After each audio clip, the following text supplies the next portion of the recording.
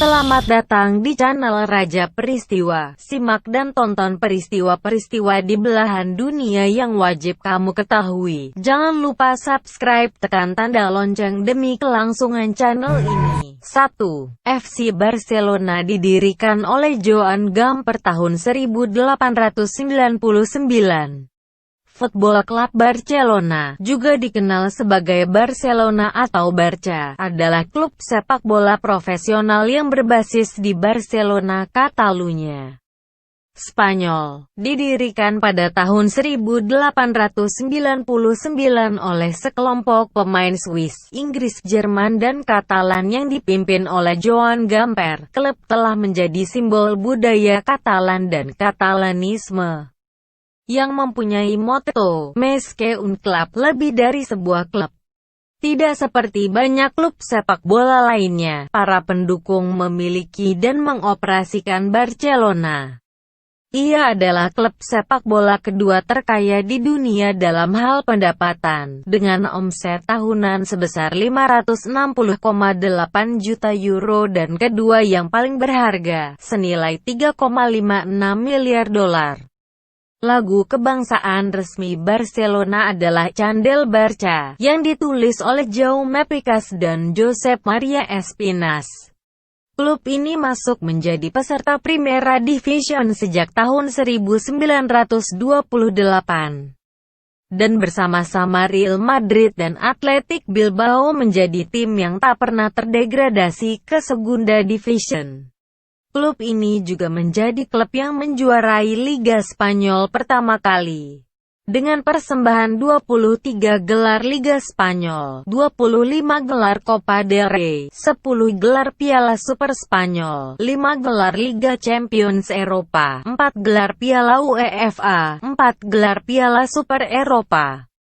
FC Barcelona menjadi salah satu tim tersukses di Spanyol, Eropa, dan dunia. Bukti paling nyata ketika pada tahun 2009 FC Barcelona berhasil menjadi klub Spanyol pertama yang berhasil meraih gelar treble juara La Liga, Copa del Rey, dan Liga Champions. Dilanjutkan dengan raihan gelar Piala Super Spanyol, Piala Super Eropa dan Piala Dunia antar klub FIFA untuk melengkapi raihan gelarnya menjadi sextupless. Barcelona merupakan klub sepak bola pertama di dunia yang melakukan raihan ini. Penggemar Barca juga sering disebut culés.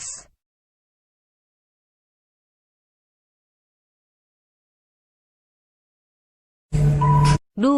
Majelis Umum PBB menyetujui rencana pembagian wilayah untuk Palestina pada tanggal 29 November tahun 1947.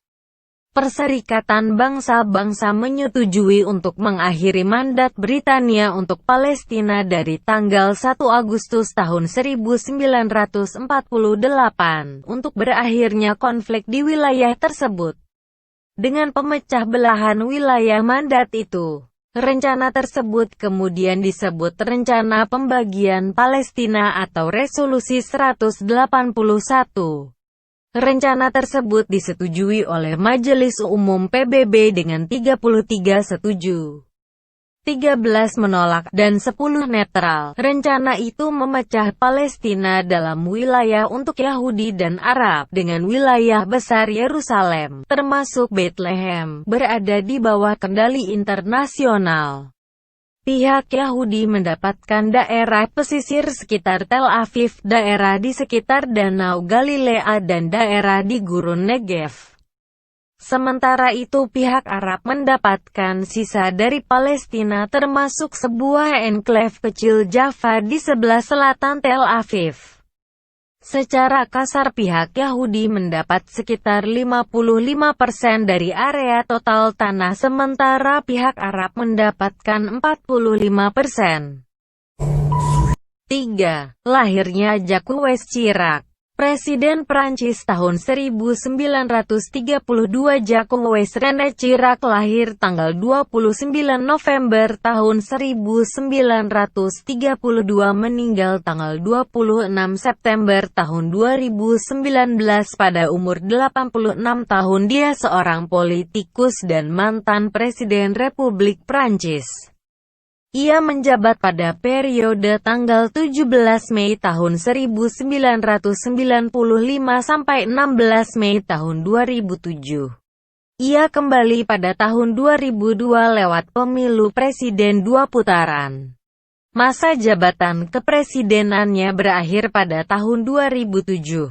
Selain sebagai presiden, ia juga menjabat ex officio Pangeran Andorra dan Grand Master Legion d'Honneur. Ia digantikan oleh Nicolas Sarkozy pada tanggal 6 Mei tahun 2007. Chirac lahir di Paris pada tahun 1932.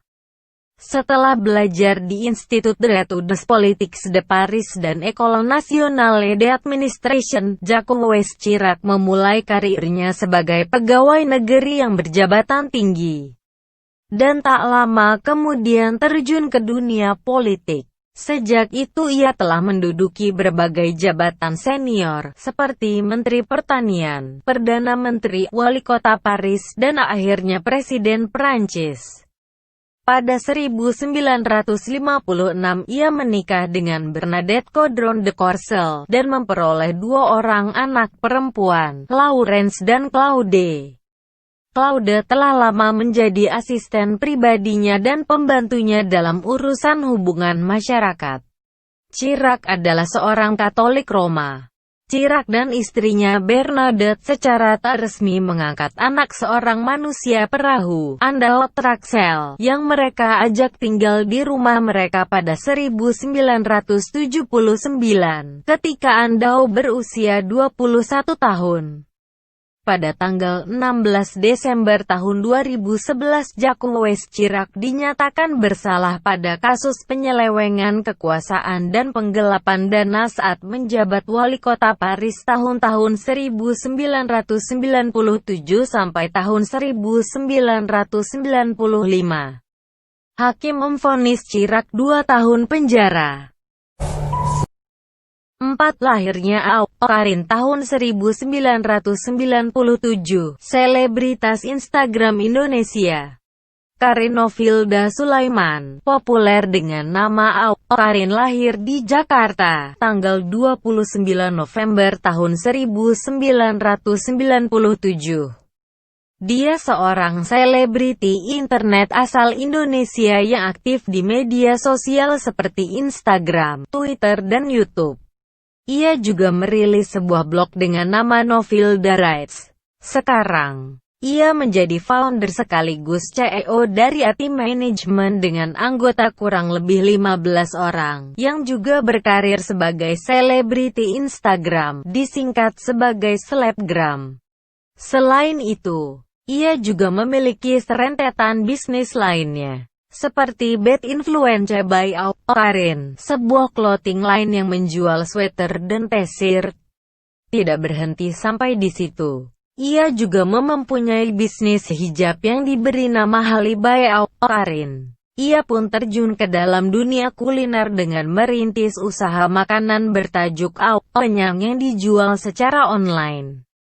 Ia juga memiliki organisasi non-profit bertajuk Adoption dengan tujuan mulia, yakni menolong hewan-hewan yang dibuang dan tak terurus untuk mencarikan pemilik baru yang ingin mengadopsi dan menyayanginya.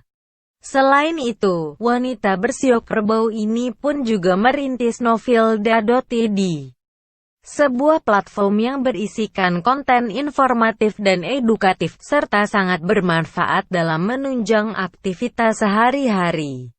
Selama masa karantina dengan tinggal di rumah saja, yang merupakan akibat dari pandemi COVID-19, ia memutuskan untuk mendesain beberapa baju dengan gaya feminin dikarenakan sedang bosan.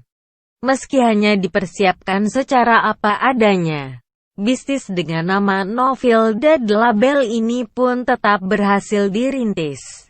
Tujuan utamanya untuk mengapresiasi para perempuan Indonesia supaya selalu tampil cantik, dimanapun dan kapanpun. Terima kasih sudah menonton video ini. Jangan lupa tonton video-video lainnya.